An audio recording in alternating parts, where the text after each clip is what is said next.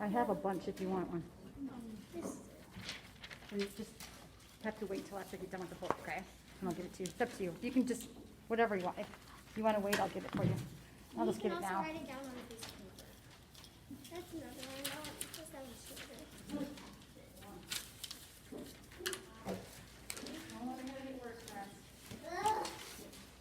I need to go to the pool sometime. I don't have a pool. Yeah. We're thinking of it. I have a massive jacket. You're welcome.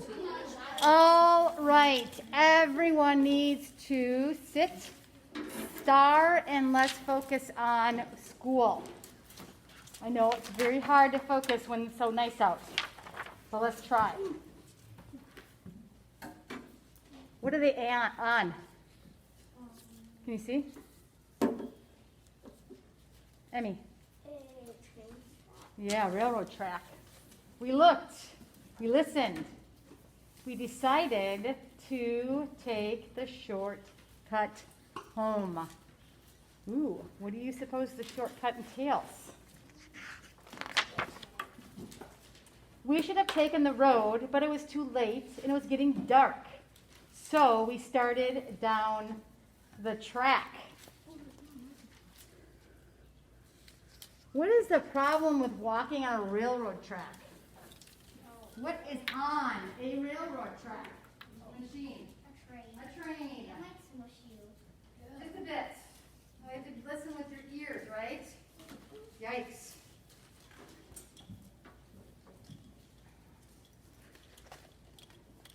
We knew when the passenger trains passed, but the freight trains didn't run on schedule. They might come at any time. We should have taken the road. What is the difference between a passenger train and a freight train?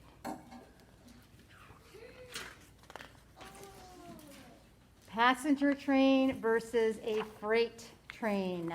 Grant. A freight train has like wood and dirt on it. And a passenger train has people. Beautiful. A freight train carries supplies, products, and then a passenger train carries people. The track ran along a mound. Its steep shapes were covered with briars. There was water at the bottom, surely full of snakes. We laughed, we shouted, we sang. We tussled. We threw stones. We passed the cutoff that led back to the road. Uh-oh. There you go. But then up here it says, whoo, whoo, whoo, whoo. Owl or train? Train. Are they paying attention? No. Oh, I hear a train. Everybody stopped. Everybody listened. We all heard the train whistle. Should we run ahead to the path home or back to the cutoff? They should get off of the track is what they should do. Yeah. That's what I would recommend. Get off of the track. Now the words, see, you can see the words? No. The train, the whistle. Woo, woo. I'll play it. And it's getting bigger. So what do you think? It's getting louder or softer? See right up here? See if I turn the page. It wasn't as big. Turn the page there. It was smaller. So is the train getting closer? Yes.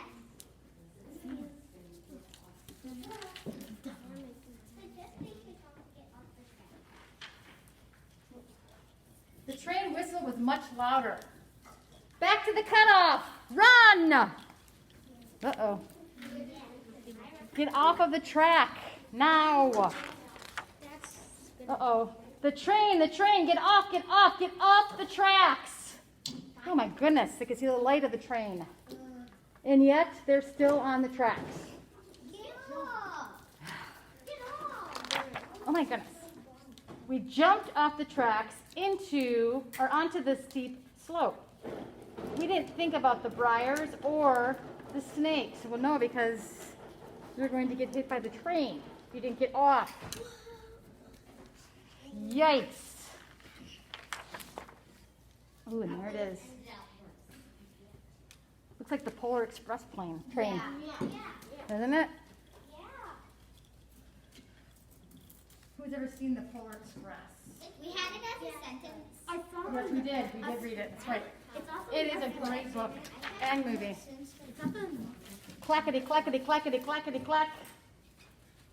Does this look like a passenger train or a freight train? Freight train. Clackety, clackety, clackety, clackety, clackety, clack. Who's ever seen a train that lasts forever and ever and ever? It's amazing. If you go by the Mississippi River, you'll see trains that seem like they last for miles. It's amazing. We also did someone in the And more train. Yeah, I have a train that passes really near my house. I can hear it every time I go outside. And more train. Yeah. Wow. There's the caboose, though. Caboose. Is the caboose at the front? Oh, it's not. It's got more. Looks like the caboose. Oh, yeah, it is. Is the caboose at the front or the back?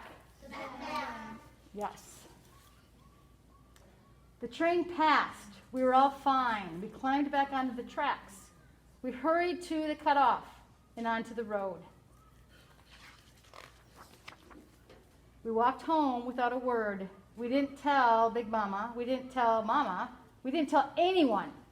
We didn't talk about what had happened for a very long time.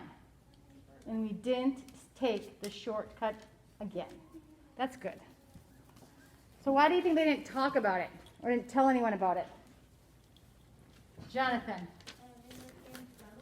Well, they probably would have gotten in trouble. That's why they didn't talk to Big Mama and Mama. But why did they not talk about it for a while? Because they didn't want anyone to go there. No. Do you think they were that was fun, or do you think it scared them? Scared. Yeah. I think it's made them a little scared, which is good. Because you really shouldn't walk on train tracks if it's an active train track. Yeah. So, let us work on our sentence. This shouldn't take long. It's pretty short.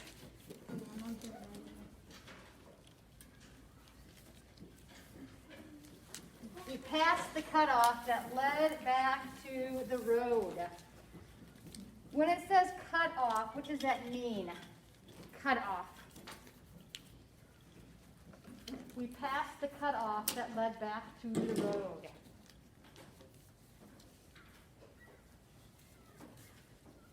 What else did they call it in the book? Cut off or Tessa? Yes. What is this between cut and off? Here's this little mark right here.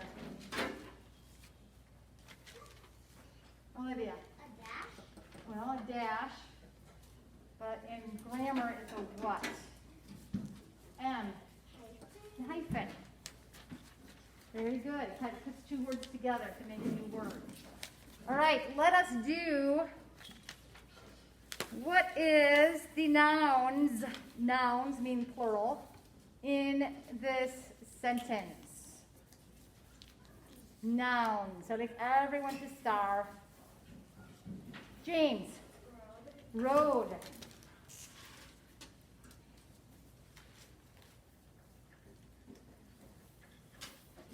Emma.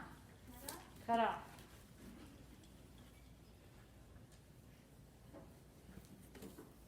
Very good. Verbs. Christian, what's one? Pass? Yes.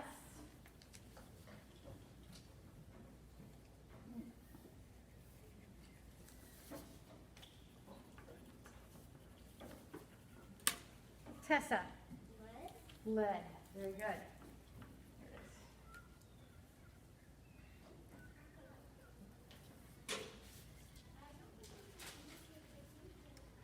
That's it with the verbs. What about a pronoun? Pronoun. First of all, what is a pronoun, Helen? It's like,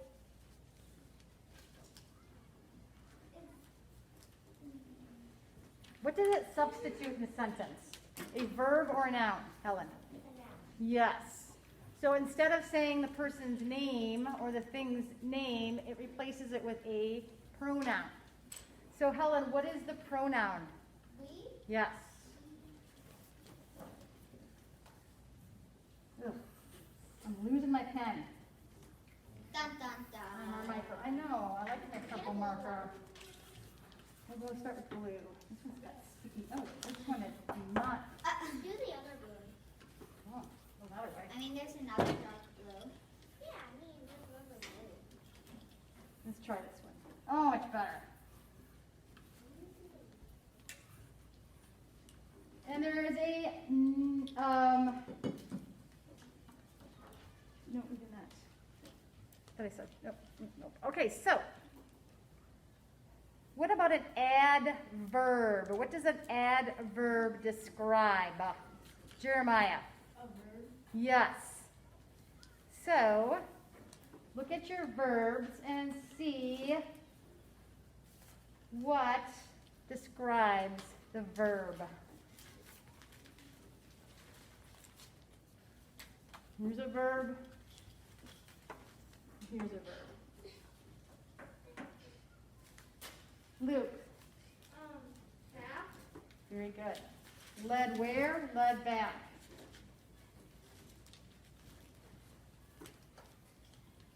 What about an article?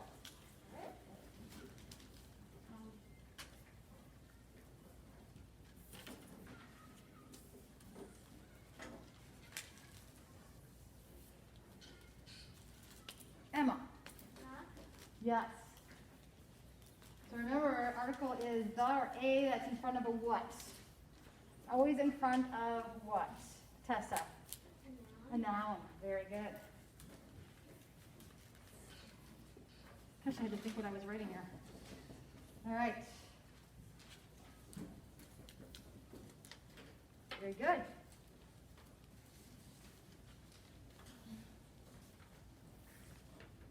What about a preposition? Remember, it's Christian.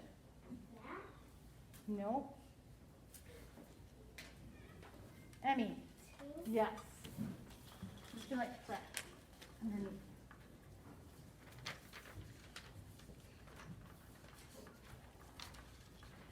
That is a relative pronoun, which we're not going to worry about. What is a relative We're not going to worry about it, but I'll write it down right now. So, that is it.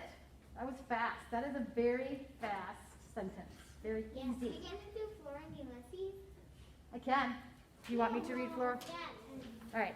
So that is it what kind of sentence? Complex or what kind of sentence is it? Compound, complex. What is it? Simple. What kind of sentence is it? M. Simple. No.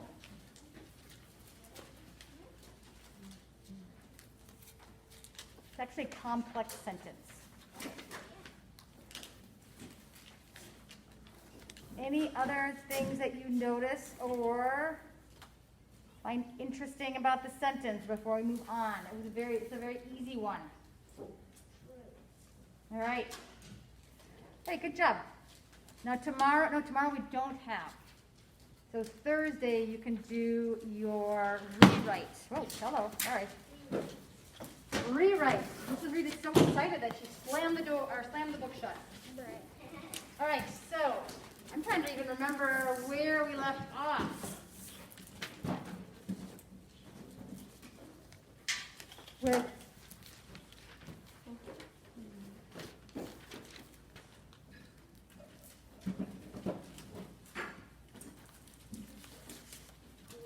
I'm trying to, who remembers what we read? I remember that Flora and Ulysses came back. William Beaver was helping her mom write her book. Like the romance novel. Yes, romance novels.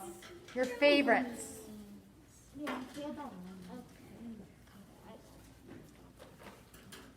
And then the squirrel leaped away from her. So the squirrel was on She became Flora's a giant shoulder. eel. What's that? She became a giant eel. And then a squirrel leapt away from her. Oh no, said Flora's mother. No, not that. No, no.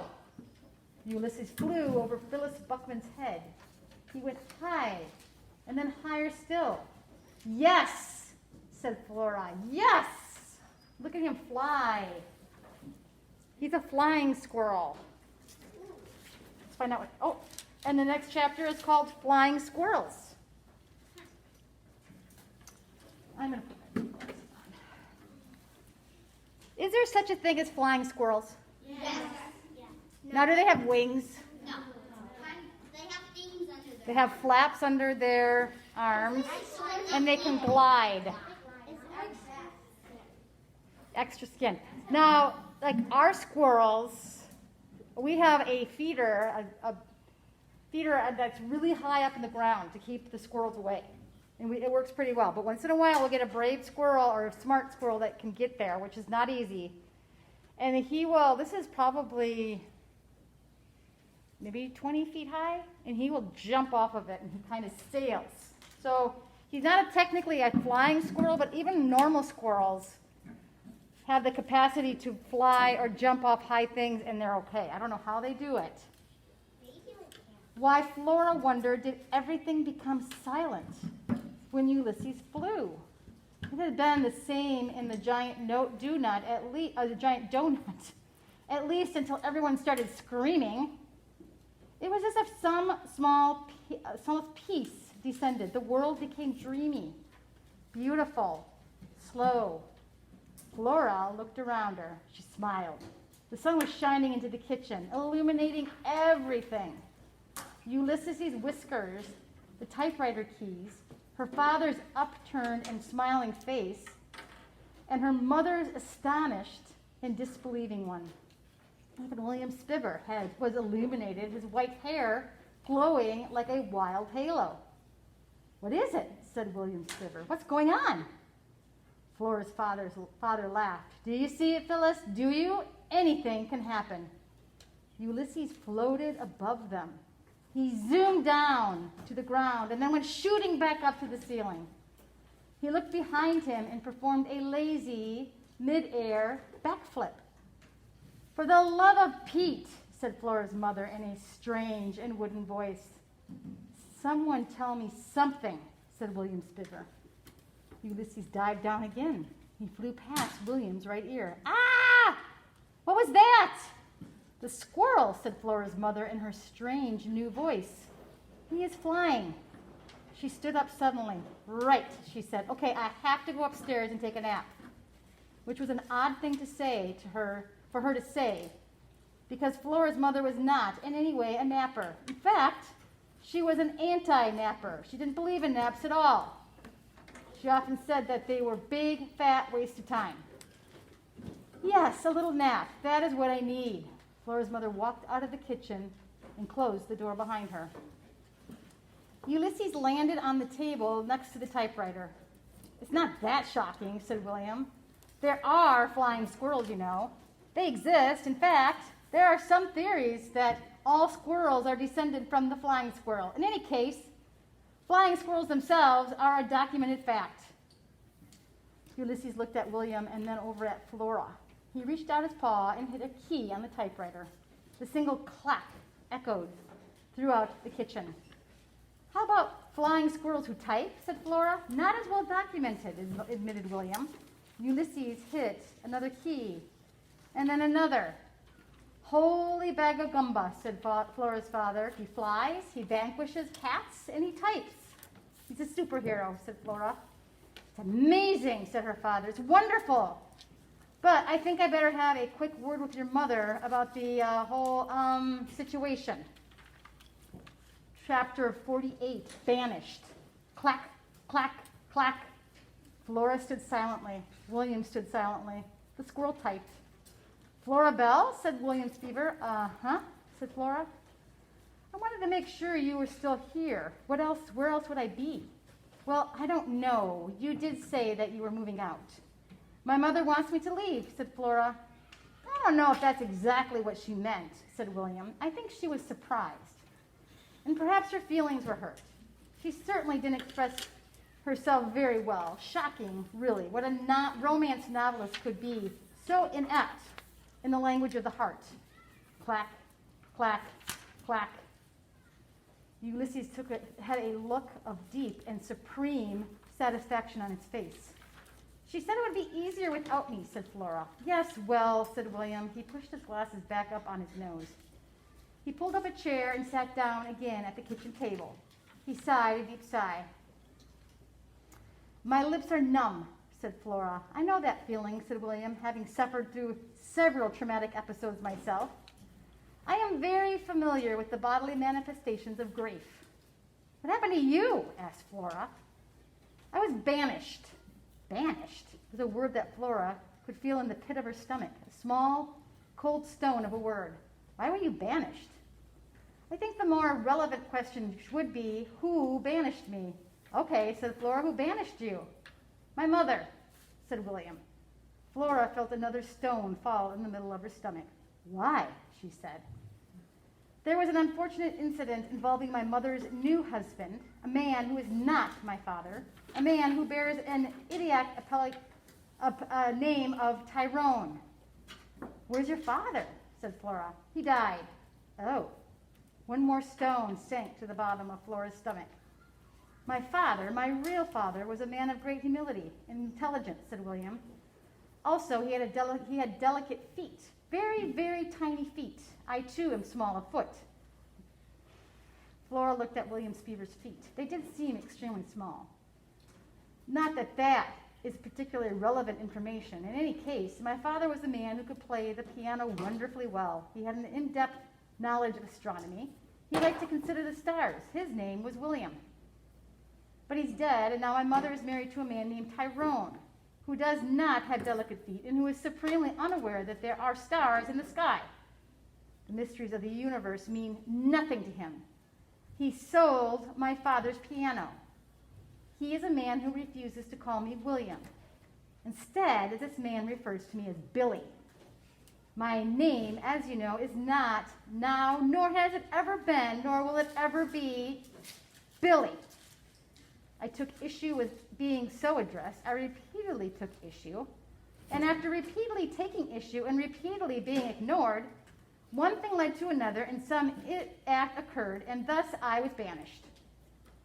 What thing led to another thing? What act occurred? It's complicated, said William. I don't want to talk about it right now. But as long as we are asking each other questions of an emotionally fraught nature, why did you say that your mother wanted a lamp for a daughter? It's complicated, said Flora. I'm certain that it is, and I emphasize. There was another long silence, punctuated by the clacking of the typewriter. The squirrel is working on another poem, I suppose, said William. I guess, said Flora. Sounds like a long one, epic in nature. What in the world would a squirrel have to write about in such length? A lot happened today, said Flora. It was late afternoon. The shadow of the elm and the maple in the backyard entered the kitchen and flung themselves in purple lines across the floor. Flora would miss those shadows when she moved away. She would miss the trees. And she supposed she would miss William. And then, almost as if they were reading her mind, William Spivey said, I meant what I said. I'm here because I was looking for you. I missed you. Flora's heart, the lonely, many-armed squid of it, flipped and flailed inside of her. She opened her mouth to say that it didn't matter, not really, not now. But as usual, what she intended to say to William was what she said were two different things. The sentence Flora intended to say was, it doesn't matter. The sentence she said was, have you ever heard of a place called Blunderschmieken? Pardon me, said William. He held up his right hand. I don't mean to alarm you, but do you smell smoke? Flora sniffed. She did smell smoke. Now there was going to be a fire on top of everything else. For the love of Pete. All right, and that is where we're going to end. All right, this is what we are going to do.